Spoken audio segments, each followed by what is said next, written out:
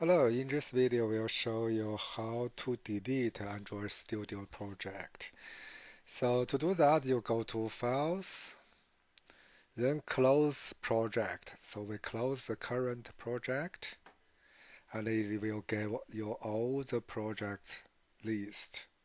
For example, if you want to delete my application, not 01, not 02, okay? So first thing to do is right click to show in folder, okay, show in explorer. Now you can see it is in which folder it is. So let's delete that, right click. So this one only remove from recent project, okay, it's only remove the list. So after you remove, you can see the folder still here.